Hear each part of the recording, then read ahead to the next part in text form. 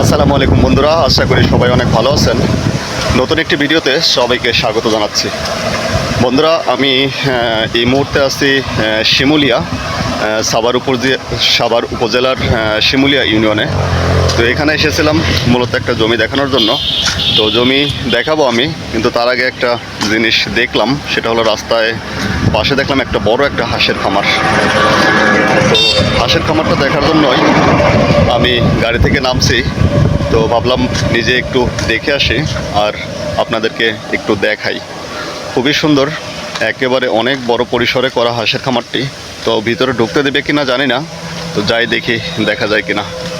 তো চলুন যাই। আর এটা হলো শিমুলিয়া ইউনিয়ন, সাভার উপজেলার শিমুলিয়া ইউনিয়ন। খুবই সুন্দর একটি জায়গা।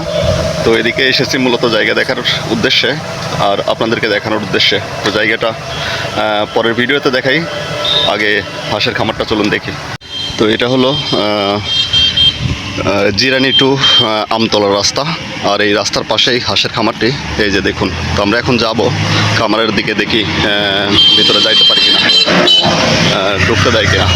আর এই যে পাশের যে রাস্তাটা, এই রাস্তাটা চলে গেছে, এদিকে চলে গেছে সোজা আমতলা, আর এই রাস্তা দিয়ে চলে গেছে সোজা শিমুলিয়া। তো শিমুলিয়ার রাস্তায় আমি পরে দেখাবো পরের ভিডিওতে। ওদিকে যাবো একটা জমি দেখার উদ্দেশ্যে। তো আগে খামারটা একটু দেখে আসি। খুবই সুন্দর, অনেক বড় পরিসরে একবারে মুক্ত অবস্থায় হাঁসের খামারটি করা। অনেক হাঁস, খুব ভালো লাগতেছে দেখতে। তো যাই দেখি একটু, যদি আপনারাও এরকম মুক্ত পরিস্থিতিতে, মুক্ত অবস্থায়, মুক্ত পরিবেশে যদি হাঁসের খামার করতে চান, তাহলে এরকমভাবে করতে পারেন। জায়গাটা হলো একেবারে মাঠের ভিতরে। হয়তোবা এখানে একটা পুকুর আছে মেবি। বৃষ্টিতে অনেক পানি হয়েছে, আর চারপাশে নেট দিয়ে ঘেরাও করে এই খামারটি স্থাপন করা হয়েছে। এর আগেও আমি এখানে এসেছিলাম, তখন কিন্তু এরকম খামার টামার কোনো কিছু ছিল না। হয়তোবা খুব রিসেন্টলি এটা বানানো হয়েছে। তো চলুন যাই।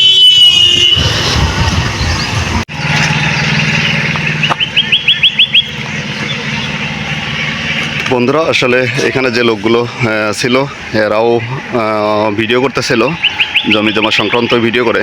মূলত এই যে খামার যেটা আছে, এই যে পুরো এরিয়া, এই পুরো এরিয়াটাই বিক্রি করবে। এখানে প্রায় 100 বিঘা মতো জায়গা আছে। 100 বিঘা মতো জায়গা বিক্রি হবে, এটা একটা ফ্যাক্টরির জন্য। তো ওনারাও অন্য একটা চ্যানেলের জন্য ভিডিও করতেছিল, ভাইদের সাথে এসে পরিচয় হলো। তো যাই হোক, চলুন আমরা খামারটা একটু দেখি।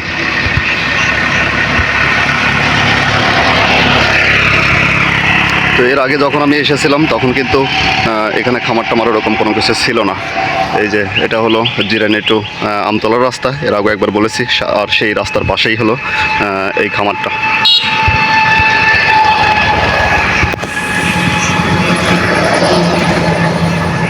তো এখানে লোকজন মাছও মারতেছে। তো চলুন দেখি।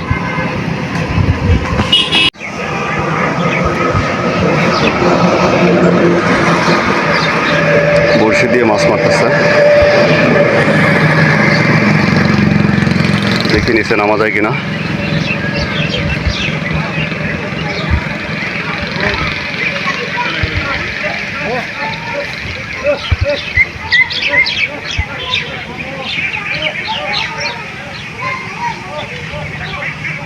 কাকা মাছ বাঁধে? কাকা মাছ পাওয়া যায়? ও, কি মাছ? কই? ও,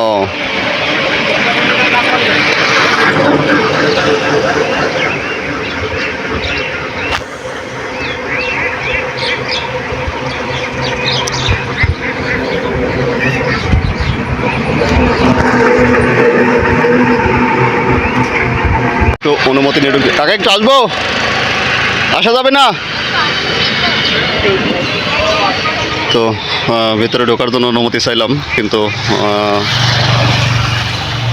বলতেছে আসা যাবে না, কেন জানি না।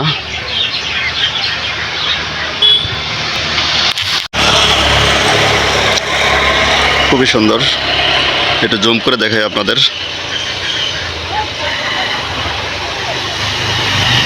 দেখুন, প্রচুর হাঁস। তো অনেক সময় অ্যাক্সেস দেয় না, তার কারণ আমরা বাহির থেকে আসি, এখানে রোগ জীবাণু ছড়ানোর একটা আশঙ্কা আছে। হ্যাঁ কাকি, না না কাকি, আমি এখানকার না, আমি ভিতরে একটু যাইতে চাইলাম কিন্তু যাইতে না করতেছে।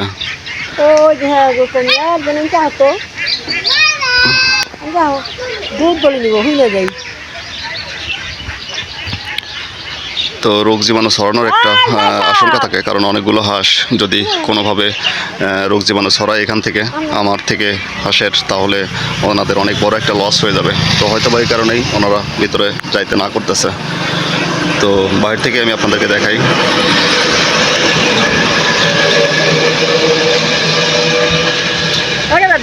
দুধ বলে নিবেন আপনারা।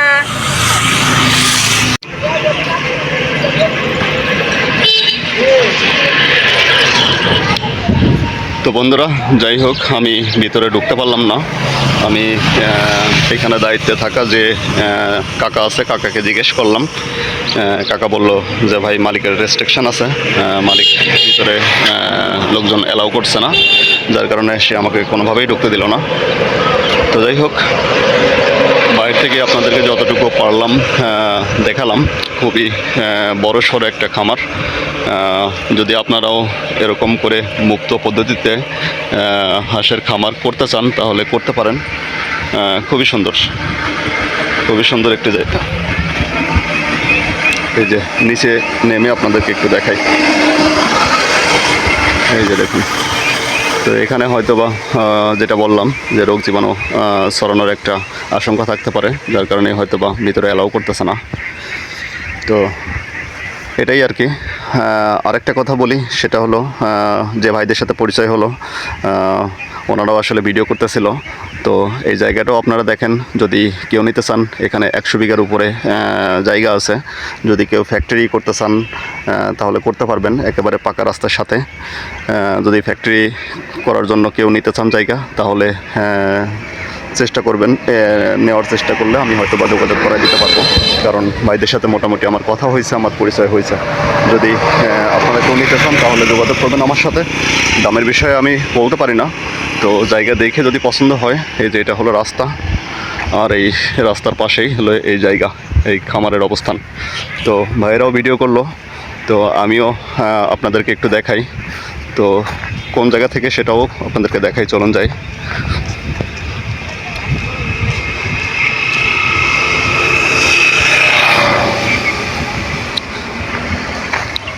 তো মিল ফ্যাক্টরি, কলকারখানা করার জন্য যদি কেউ আপনারা নিতে চান তাহলে অবশ্যই নিতে পারবেন জায়গাটা।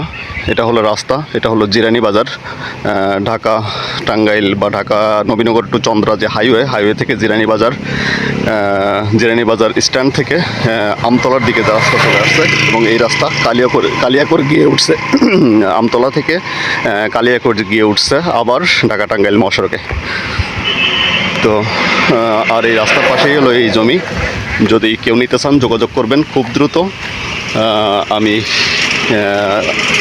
যে ভাইরা ভিডিও করতেছিল মোটামুটি তাদের মাধ্যমেই আমি আপনাদেরকে দেখাবো, কারণ তাদের সাথে মোটামুটি আমার কথা হয়েছে। এমনকি জমির যে মালিক এখানে ছিল, এক মুরব্বী ছিল, সেই জমির মালিকের সাথেও আমার কথা হয়েছে। তো জমির মালিকও বলছে যে ঠিক আছে বাবা, যদি কেউ নিতে চায় আমাকে জানায়েন। তো দামের বিষয়ে আমি আসলে জানি না বা বলতেও পারবো না, আমি দামের বিষয়ে কথা বলি নাই।